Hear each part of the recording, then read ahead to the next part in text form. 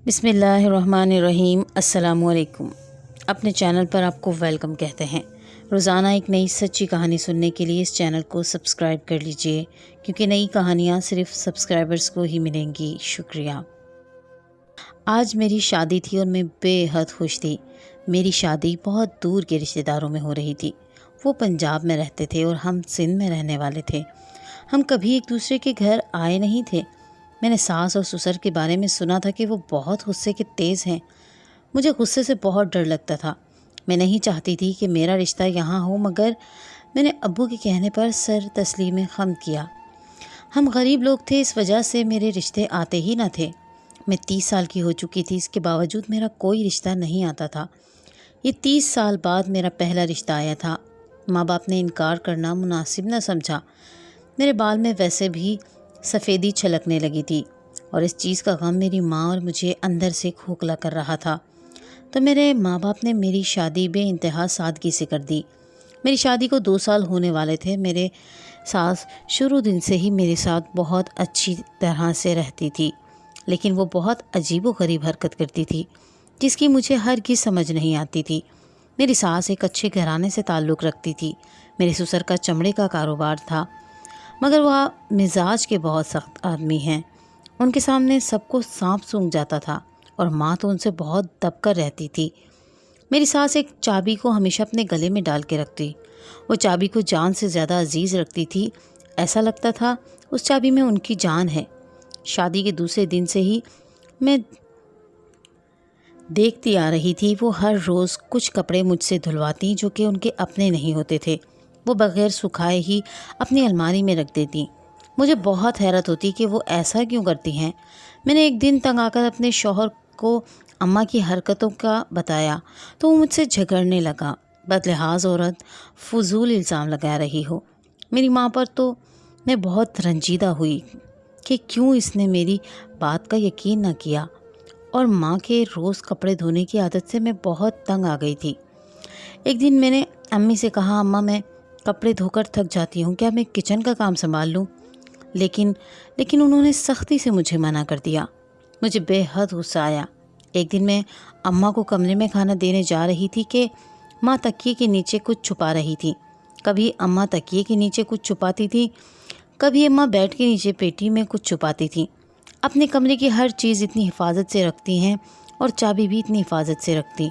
मुझे समझ नहीं आता कि अम्मा के कमरे में कौन सा कानून का ख़जाना है जिसे वो छुपाने में ही मसरूफ़ रहती हैं।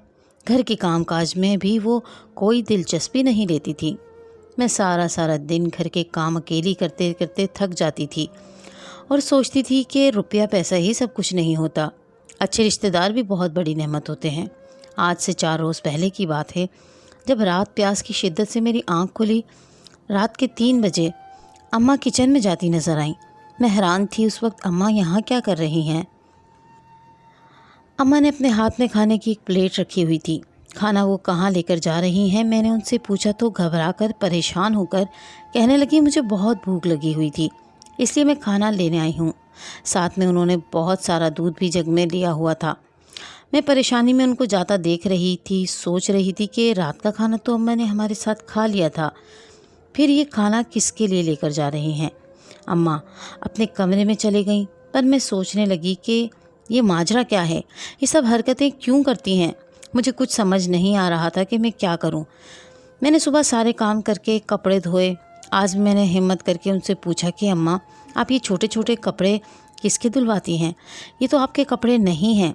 तो वो कहने लगी, तुम अपने काम से काम रखा करो, मेरे किसी भी काम में दखल अंदाजी करने की इजाज़त नहीं है तुम्हें। मेरी सास मत बनो और हाँ जाकर आलू गोश्त बनाओ, मेरा आलू गोश्त खाने का दिल कर रहा है। वो आए दिन अपनी मन पसंद के खाने बनवाती। कभी कहती खीर खाने को दिल कर रहा है, कभी कहती कस्टर्ड बना लो, तो कभी कहती आज मैं नूडल्स खाऊंगी, और सारा खाना अपने कमरे में ले जाकर दरवाज़ा बंद करके खा लेती थी। मुझे एक लुक़मा तक नहीं देती थी। कभी कभी बहुत गुस्सा आता था कि ऐसी नफसियाती औरत ही नसीब में लिखी थी मेरे। अम्मा की हरकतें जो अपनी आंखों से देख चुकी थी, वो मामूली बात तो बिल्कुल नहीं थी जिनको नज़रअंदाज किया जा सकता था। एक दिन एक औरत चूड़ी बेचने आई तो अम्मा ने अपने हाथ की साइज़ से छोटी चूड़ियाँ खरीदी। मैंने पूछा, अम्मा ये किसके लिए ले रही हो? تو کہنے لگی میں اپنی بھتیجی کے لیے لے رہی ہوں، مگر اماں کی بات میں کوئی صداقت نہیں تھی، نہ جانے وہ یہ چوڑیاں کس کے لیے خرید رہی تھی۔ ایک دن اماں نے کہا کہ میں نہانے جا رہی ہوں، تو میں نے سوچا لگے ہاتھوں اماں کے کمرے کی تلاشی لے لوں کہ ماں کے کمرے میں ایسا ہے کیا۔ انہوں نے کہا سالن چڑھا دو، میں نے کہا ٹھیک ہے، اور اپنے کام میں لگ گئی۔ میں ماں کے کمرے میں تلاشی لینے جا رہی تھی، اچانک عارف آ گئے۔ مجھے بے چینی نے آن گھیرا۔ مجھے بہت غصہ آیا کہ آج بہت اچھا موقع تھا، میں اماں کے کمرے کی تلاشی لے ہی لیتی کہ عارف کی آمد نے میرا پلان کینسل کر دیا۔ عارف گھر کے اکلوتے سپوت تھے اور مزاج میں بھی غصہ باپ سے وراثت میں ملا تھا، اس لیے میں ان سے بہت ڈرتی تھی، ان سے کچھ بھی شیئر نہیں کر سکتی تھی۔ عارف اپنی چیک بک لینے آئے تھے، کہنے لگے فرا ذرا میری چیک بک تو ڈھونڈ کر دینا۔ میں فرما بردار بیوی کی طرح چیک بک ڈھونڈنے میں لگ گئی۔ جب چیک بک نہ ملی تو عارف نے مجھے خوب سنائی، حالانکہ میرا اس میں کوئی قصور نہیں تھا، وہ اپنی چیزیں خود رکھتے تھے۔ کافی دیر محنت کے بعد عارف کو چیک بک مل ہی گئی۔ کچھ دیر بعد عارف جا چکے تھے، میں بھی باہر کچن میں چلی گئی۔ تھوڑی دیر بعد محلے سے ایک عورت آئی، وہ حاملہ تھی۔ میری اماں پڑوسن کو ہدایت دے رہی تھی۔ اماں نے مجھے دیکھا تو اپنے پاس بلا لیا۔ میں نے سلام کیا اور شربت بنانے کے بہانے اٹھ گئی۔ تھوڑی دیر بعد مجھے کچھ سرگوشی سنائی دی جو ہماری پڑوسن کی تھی، وہ کسی ڈاکٹر کو چیک کروانے کا بول رہی تھی۔ مجھے ان کی باتوں پر اپنے اندر خالی پن محسوس ہوا۔ رات کا وقت تھا، ہم اپنے کمرے میں جا چکی تھی کہ اچانک مجھے بادل گرجنے کی آواز سنائی دی۔ میں جلدی سے ننگے سر ننگے پیر چھت پر بھاگی۔ مجھے یاد آیا کہ میں نے چھت پر کپڑے سکھائے تھے، بارش میں گیلے ہو جائیں گے۔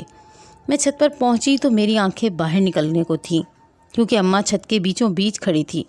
وہ بھی شاید کسی کام سے آئی تھی، لیکن کیا انہوں نے وہی سوٹ پہنا تھا جو میں نے دھویا تھا؟ اماں نے پیچھے مڑ کر دیکھا تو گھبرا گئی اور کہنے لگی کہ وہ بھی کپڑے لینے آئی تھی۔ مجھے فکر تھی کہ تمہاری محنت ضائع ہو جائے گی۔ ان کی زبان لڑکھڑا رہی تھی، جھوٹ بول رہی ہوں گی۔ میں نے ان سے کچھ نہ کہا اور کپڑے اتارنے لگی اور ساتھ ہی نیچے چلے گئی۔ میں نے اپنے کمرے کا رخ کیا، دماغ میں الجھن کا جال ختم نہیں ہو رہا تھا۔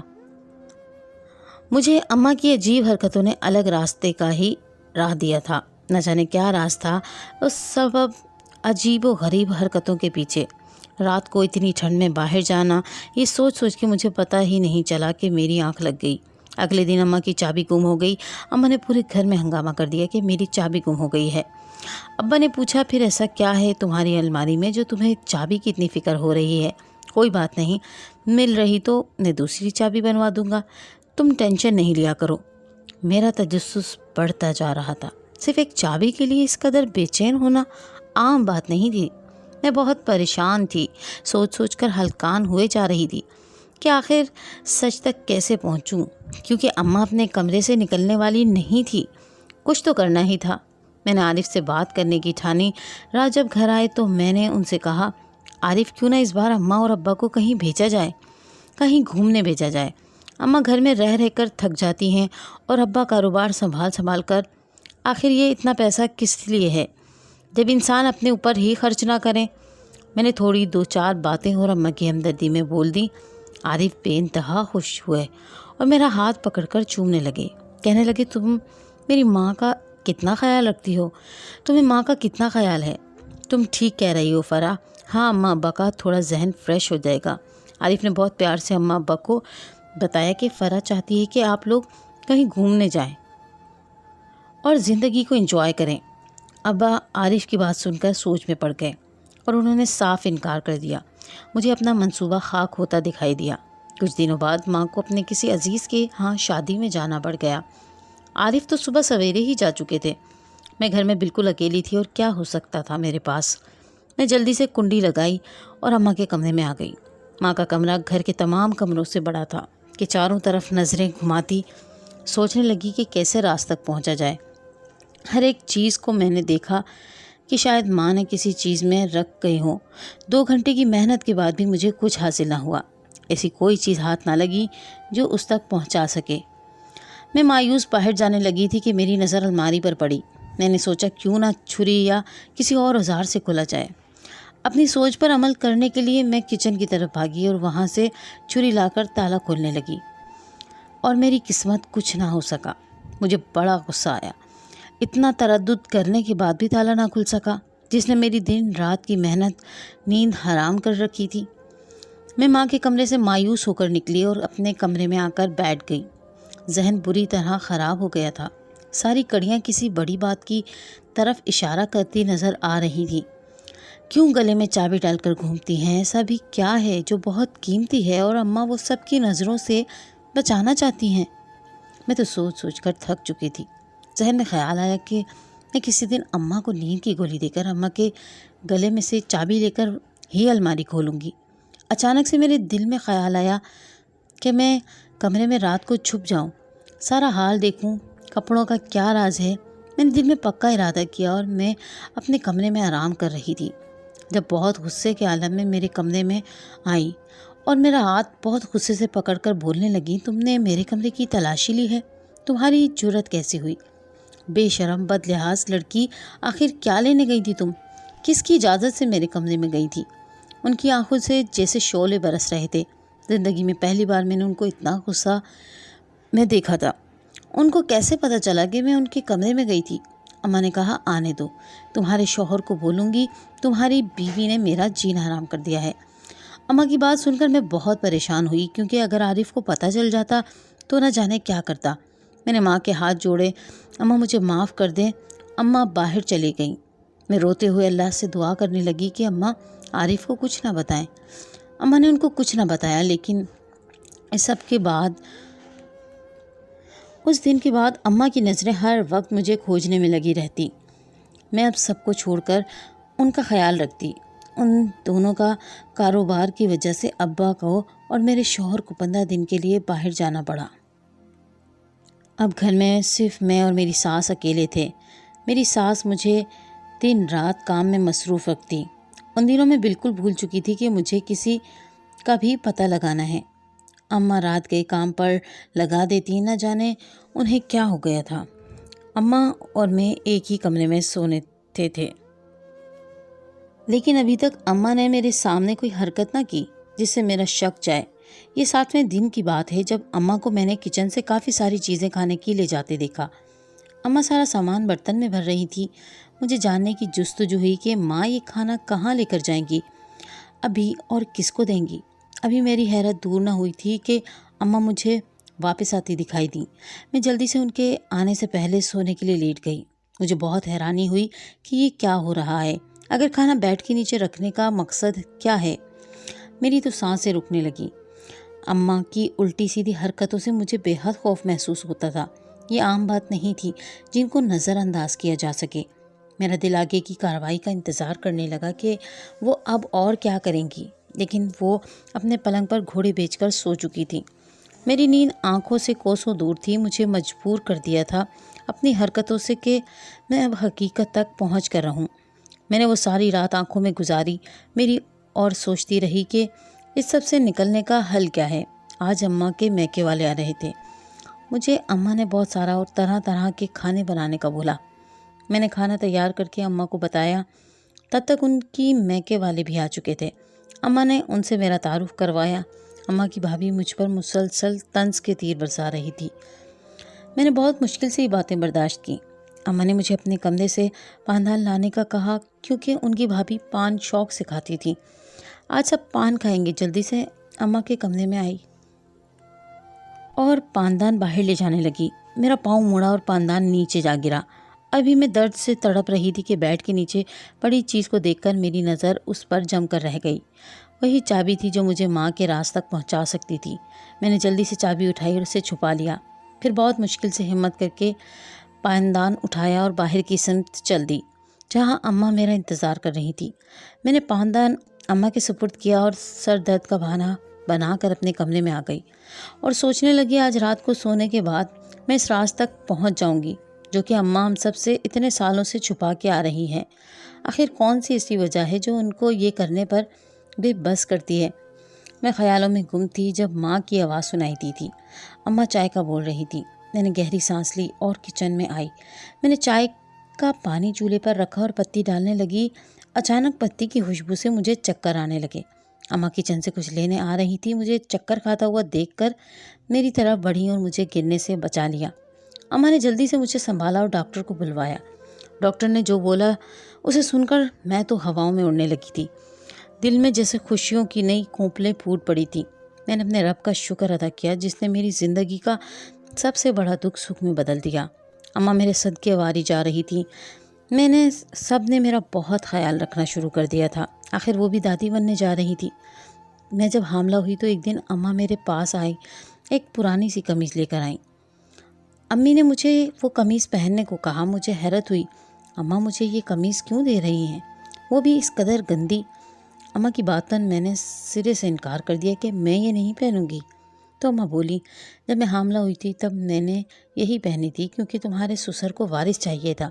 चाहे कुछ भी हो जाए पहली औलाद वारिस होगी। तुम्हारे ससुर ने सख्ती से कहा है कि उनको पहला सपूत अपने ख़ानदान का नाम चलाने वाला चाहिए, वरना अपने घर जाने को तैयार रहना। मेरे बेटे के लिए लड़कियों की कोई कमी नहीं। अम्मा की बातें सुनकर तो मुझे धचका सा लगा। अब आखिर इतनी बड़ी बात नहीं हुई, ये बातें कैसे कर सकते हैं, और रोने लगी। वारिस का इस कदर गुरूर में रोने लगी तो अम्मा ने मुझे चुप करवाया और कमीज़ पहनने की ताकीद करती वहाँ से चले गईं। मैं बहुत गौर से फटी पुरानी कमीज़ को देखने लगी। काफ़ी बुरी हालत में थी। मैंने सोच लिया था कि किसी कीमत पर भी मैं ये कमीज़ नहीं पहनूंगी। मैं माँ की बजाय आज अपने कमरे में थी जब मुझे आवाज़ सुनाई दी। मेरे और माँ के सिवा कौन हो सकता है। इस वक्त मैं हिम्मत करके उठी और बाहर की जानिब कदम बढ़ाया। आज फिर मामूल की तरह अम्मा खाना लेकर अपने कमरे की तरफ जा रही थी। मुझे समझ नहीं आया कि क्या करूं। मैं भी छोटे कदम उठाती उनके पीछे चले गई। अम्मा ने अपने कमरे में बेड पर चाय रखी। एक नज़र इधर उधर देखा, बेड के नीचे रखा संदूक निकाला और उसे खोलने लगी। जैसे ही अम्मा ने वो संदूक खोला, मेरे पाँव तले ज़मीन निकल गई। अभी वो संदूक में मौजूद चीज़ को देखकर मैं हैरत ज़दा हो गई। मुझे पूरी पेटी में तरह तरह के खिलौने और कपड़े थे। अम्मा ने खिलौनों में से एक खिलौना निकाला और वापस संदूक को ताला लगा दिया। मैं हैरान कुन नज़रों से ये सारा मंजर देख रही थी। अम्मा अलमारी के पास आई और उसे खोला। अलमारी के पीछे मुझे एक दरवाज़ा था, एक खुफिया दरवाज़ा जिसे अम्मा ने अपने गले में बंधी चाबी से खोला। जहाँ कोई खुफिया रास्ता दिखाई दे रहा था। मुझे बहुत खौफ महसूस हुआ। मैंने डरते डरते उस जगह पर अम्मा के पीछे कदम रखे। आगे से जिस्म की कपकपाहट, लर्जिश मुझे वाज़ेह महसूस हो रही थी। अम्मा एक रास्ते से गुजरकर छोटे से कमरे की तरफ चली गईं। मैं उनके पीछे दीवार में छुपी रही। मेरी ज़बान जैसे गूंगी होकर रह गई। अभी मैं किसी पत्थर की मूरत की तरह पत्थर नज़रों से सामने देख रही थी, जहाँ पर अम्मा 25-30 साल की लड़की को खिलौना देकर खाना खिला रही थी। मेरे हवास साथ छोड़ने लगे थे, वो भी कुछ अलग सी थी। इससे पहले कि मैं गिर पड़ती, मैंने पास पड़ी गठरी को थामा कि अचानक अम्मा मुड़कर मुझे देखने लगी। मुझे देखते ही उनका रंग फ़क हो गया, चेहरा बिल्कुल सफ़ेद पड़ गया। उनको भी समझ आ चुकी थी कि मैं सारी हकीकत जान चुकी हूँ। अम्मा ने खुद को संभाल लिया और मेरे सामने आ खड़ी हुई। मुझे माँ पर बेहद गुस्सा था। वो ये सब क्या खेल रचा रही हैं। उनसे सवाल किया, कौन है ये बच्ची, उसे छुपाकर क्यों रखा है आपने इतने सालों से? अगर आपने मुझे सच्चाई से ना बताया तो मैं अभी अब्बा को फ़ोन कर लूँगी और सब बता दूँगी। मेरी बात सुनकर वो रोने लगी। अम्मा सारी कहानी बताने लगी। जब शादी हुई हम बहुत गरीब थे। जब मेरी शादी हुई, आरिफ के अब्बू काफ़ी गर्म मिजाज थे, शुरू से ही जालिम जाबिर। इन्होंने शादी के बाद से मुझे कोई सुख न दिया, ना कहीं आने देते ना जाने देते, बस हर वक्त पर्दे में रखते थे। शादी की तीसरे माह ही उन्होंने और उनके घर वालों ने वारिस की रट लगा ली। उन्हें बेटी के नाम से नफ़रत थी। हमें अब वारिस चाहिए। इकबाल मुझे दिन रात ताने देते, मैं बहुत परेशान रहने लगी। एक दिन जब मैं घर में अकेली थी, इन सब बातों की वजह से मैंने पीर बाबा के मज़ार पर मन्नत मांगी। मेरे औलाद हो जाएगी और मैं रोज़ उसका दिया जलाना मज़ार पर जाने लगी। अभी एक रात मैं वापस आ रही थी, मेरे कानों में सरगोशी हुई। वो किसी बच्चे के रोने की आवाज़ थी। मैं फ़ौरन आवाज़ की सिमत पड़ी। जंगल में दरख्त के बिल्कुल साथ एक बच्चा सफ़ेद कपड़े में लिपटा मिला। मैं रोने लगी कि कौन बदनसीब है जो इस तरह अपनी औलाद को बेयारो मददगार छोड़कर चला गया है। मुझे बच्चे बेहद पसंद थे, लिहाजा मैं बच्चे को अपने साथ ले आई और इसको पालने लगी। मेरी जिस चीज़ को ये हाथ लगाती उसमें बरकत हो जाती। ये मेरी आजमाई हुई बात है। جب یہ میرے پرس کو ہاتھ لگاتی تو گھر کے رزق میں برکت ہوتی۔ اس کا ذہنی توازن خراب تھا۔ میں اسے چھپا کر رکھتی تھی کیونکہ اقبال کو صرف میرا وارث چاہیے، میری طرح ہو، مرد ہو جو مضبوط اور طاقتور بھی۔ مجھے ان کی سوچ پر افسوس ہوتا ہے۔ میں بس کیا سکتی تھی۔ جیسے یہ بڑی ہوئی میرے دن بدل گئے، کاروبار میں برکت ہونے لگی۔ میں نے کہیں سنا تھا کہ جو بچے ایسے ہوتے ہیں ان کی دعائیں قبول ہوتی ہیں۔ میں نے اس سے اپنی اولاد کے لیے دعا کروائی۔ اللہ پاک نے مجھے عارف عطا کیا۔ میں بہت خوش تھی اور دل میں ایک بات کا ڈر بھی تھا کہ یہ کبھی سامنے نہ آ جائے، بس اسے چھپا کے رکھا۔ جو قمیض تم کو دی وہ اس نے مجھے عارف کے وقت دی تھی، تب بھی میرا عارف ہوا نہیں تھا۔ میں چاہتی تھی جو میرے ساتھ ہوا وہ تمہارے ساتھ بھی ہو۔ اماں کی باتیں سن کر مجھے بہت افسوس ہوا۔ ابا، آپ کی سوچ پر مجھے بے انتہا دکھ ہوا۔